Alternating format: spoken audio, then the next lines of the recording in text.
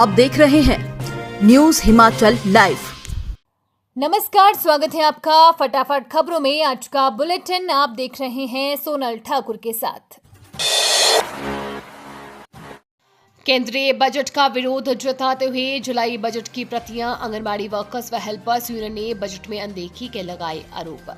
Anganwadi workers helpers union संबंधित CITU यानी कि सीटू ने केंद्र सरकार द्वारा जारी किए गए बजट में आंगनबाड़ी कार्यकर्ताओं व आंगनबाड़ी हेल्पर की अनदेखी के आरोप लगाए हैं। नाहन में सीटू के बैनर तले यूनियन की बैठक आयोजित हुई, जिसमें केंद्र सरकार द्वारा जारी किए गए बजट पर चर्चा की गई। विरोध स्वरूप आंगनबाड़ी वर्कर्स व हेल्पर्स यूनियन ने यहां बजट की प्रतियां जलाई। बैठक के बाद पत्रकारों से बातचीत करते हुए आंगनबाड़ी वर्कर्स हेल्पर यूनियन की राज्य महासचिव वीना शर्मा ने बताया कि केंद्र सरकार द्वारा जारी किए गए बजट में ICDS के बजट में मात्र 150 करोड़ बढ़ोतरी की गई है। साथ ही आंगनबाड़ी कार्यकर्ताओं व सहायिकाओं के वेतन बढ़ोतरी को लेकर किसी बात का जिक्र नहीं किया गया। उन्होंने ये भी कहा कि आंगनबाड़ी वर्कर्स और हेल्पर यूनियन 5 फरवरी को बजट को लेकर विरोध प्रदर्शन करेंगे और लगातार यूनियन द्वारा इस बजट का विरोध किया जाएगा। जो कल केंद्रीय बजट पेश हुआ है उसमें जो ICDS का बजट था उसमें कोई भी बढ़ोतरी नहीं हुई है। जो पिछला बजट था वो 21.809 करोड़ था और इस बार जो बढ़ोतरी हुई है सिर्फ 150 करोड़ की बढ़ोतरी हुई है और इसमें आंगनवाड़ी वर्कर्स और हेल्पर्स के मानदेय को लेकर रत्ती भर भी कोई बढ़ोतरी नहीं हुई है। जो नाम मात्र की बढ़ोतरी हुई है उसमें जो न्यूट्रिशन है उसमें सिर्फ अगर प्रति बच्चा हम देखें तो 5 पैसे की बढ़ोतरी हुई है। और जो स्टंटिंग, वेस्टिंग और अनीमिया वाले जो बच्चे हैं और जो बच्चे डेथ हो रही है जिन बच्चों की, अगर उन बच्चों के पोषण में सुधार करना है, स्टंटिंग और वेस्टिंग को कम करना है तो बजट ये बहुत कम है और हम इस बजट की घोर निंदा करते हैं, क्योंकि ये बजट कोई जो आम मजदूर है या मजदूरों के बच्चे हैं, आंगनवाड़ी वर्कर्स हैं, हेल्पर्स हैं, उनके पक्ष में बिल्कुल भी नहीं है। हम इसकी कड़ी विरोध कर रहे हैं और इसका हम ट्रेड यूनियन के माध्यम से 5 तारीख को भी इसका विरोध करेंगे। 25-26 का जो केंद्र की सरकार ने जो केंद्र के अंदर एक बजट पेश किया है संसद के अंदर, तो केंद्र सरकार द्वारा जो पेश किया बजट है वो हम मानते हैं, सेठू जिला सिरमौर कमेटी का मानते हैं कि बजट गरीबों की अनदेखी करके अमीरों के पक्ष में बनाया गया है। और इस बजट के अंदर खासकर आम आदमी के लिए कोई प्रावधान नहीं है। ईज ऑफ डूइंग बिजनेस के नाम पर, व्यापार को आसान करने के नाम पे पूंजीपतियों के हित में कानून बनाए जा रहे हैं। इस बजट के अंदर जो प्रावधान किए गए हैं वो 2 तरह के, जो भारत बनाने का एक जो इस बजट के अंदर दिखती है कि एक भारत जो अमीरों का होगा, एक भारत जो गरीबों का होगा। और इस बजट के अंदर जो मुख्यतः जो केंद्रीयता जो केंद्र में रहा है सरकार के भी, और जो निर्मला सीतारमण ने इस बजट को पेश किया है, अमीरों को ही इसमें फोकस किया गया है।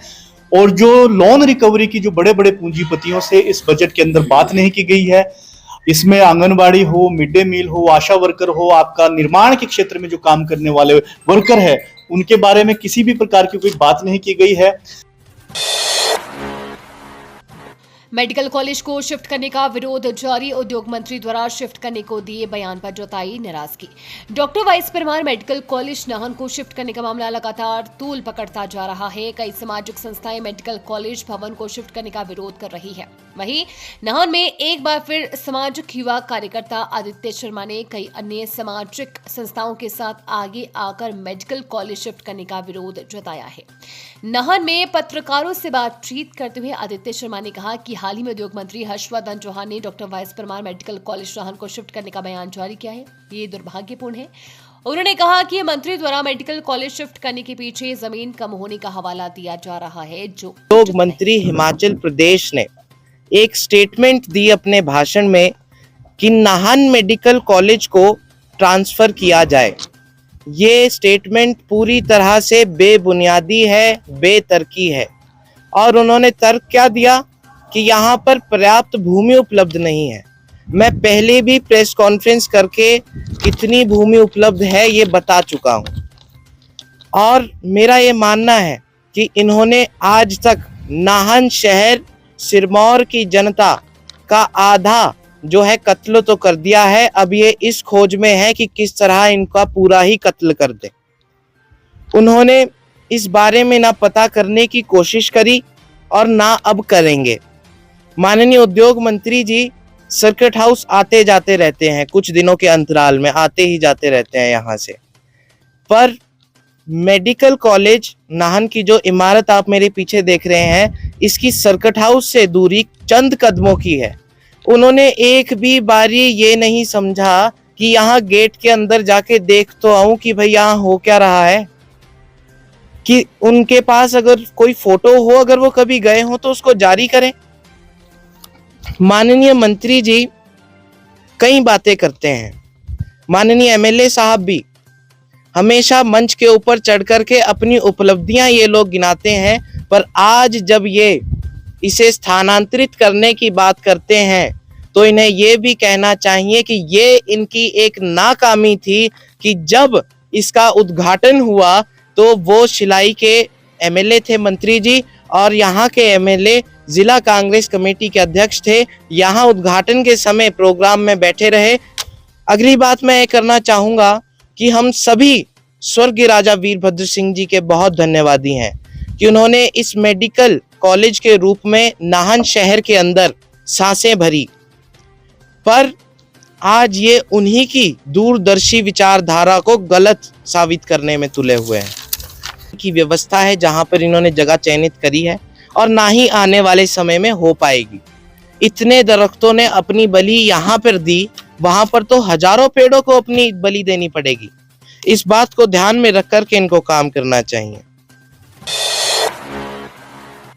पिछले करीब 30 वर्षों से अखिल भारतीय विश्व गायत्री परिवार शांति कुंज हरिद्वार के तत्वाधान में गायत्री शक्तिपीठ राजडी जाबली द्वारा बसंत पंचमी व अन्य कार्यक्रमों में जन कल्याण एवं विश्व कल्याण के लिए अखंड गायत्री पाठ व गायत्री हवन किया जाता है। रविवार को बसंत पंचमी के अवसर पर गायत्री शक्तिपीठ राजडी जाबली में बसंत पंचमी का कार्यक्रम हर्षोल्लास से मनाया गया, जिसमें गायत्री परिवार से जुड़े लोगों व स्थानीय लोगों ने भाग लिया। इस कार्यक्रम में 24 घंटे का अखंड गायत्री मंत्र जाप व हवन किया गया, जिसमें करीब 150 लोगों ने गायत्री हवन किया, जिसमें महिलाओं, पुरुष व बच्चों ने भी भाग लिया। इस अवसर पर कार्यक्रम में आए लोगों ने दीक्षा ली तथा यज्ञोपवीत संस्कार किया। गायत्री शक्तिपीठ राजडी के सदस्य राहुल अत्री ने बताया कि करीब 18 करोड़ लोग गायत्री परिवार से जुड़े हुए हैं। बसंत पंचमी पर वेद मूर्ति तपोनिष्ठ श्री राम आचार्य जी का आध्यात्मिक जन्म दिवस भी मनाया जाता है। गायत्री परिवार का मुख्य उद्देश्य भारतीय संस्कृति, देव व ऋषि परंपरा को आगे बढ़ाना है। गायत्री शक्तिपीठ राजडी में प्रतिदिन गायत्री जाप हवन किया जाता है तथा भारतीय संस्कृति के 16 संस्कार निःशुल्क करवाए जाते हैं।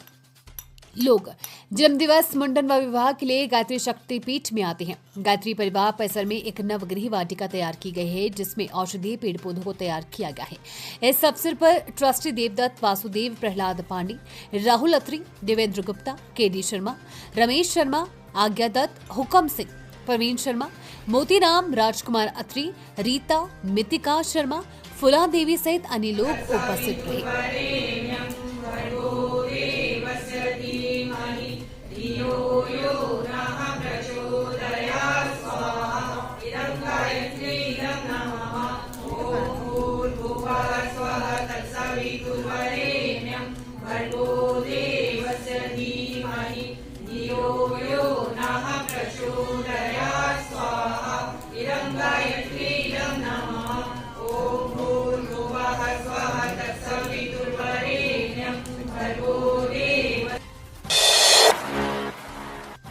नशा तस्कर की संपत्ति नीलाम करने के लिए केंद्रीय वित्त मंत्रालय से मिली मंजूरी।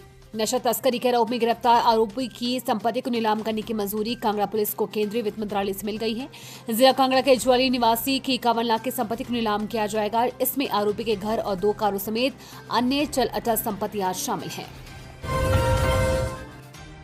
उपमंडल राजगढ़ के अंतर्गत उप तहसील नोहरी चंदोल विश्राम गृह में किसान सभा पझौता की बैठक का आयोजन। सावधान साइबर ठग लोगों को लूटने के लिए अपना रहे नए तरीके, बना रहे फर्जी वेबसाइट्स। नया प्रोडक्ट खरीदने का प्लान है तो आपको भी कुछ गलतियां हैं जिन्हें करने से बचना चाहिए। अक्सर लोग सस्ते के चक्कर में कुछ ऐसी लापरवाही कर बैठते हैं जिसका खामियाजा लोगों को भुगतना पड़ता है और स्कैम करने वाले आसानी से बैंक अकाउंट खाली कर देते हैं।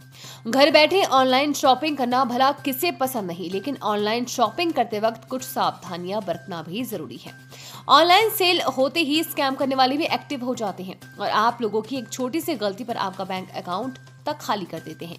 अगर आप ऑनलाइन शॉपिंग करते वक्त कुछ जरूरी बातों का ध्यान रखेंगे तो स्कैम करने वालों के मंसूबों पर भी बहुत आसानी से पानी फिर सकते हैं। न्यूज हिमाचल लाइव का ये फटाफट बुलेटिन आपको कैसा लगा, हमारे कमेंट बॉक्स में कमेंट करके जरूर बताएं। साथ ही पेज को फॉलो और सब्सक्राइब करना बिल्कुल ना भूलें। धन्यवाद।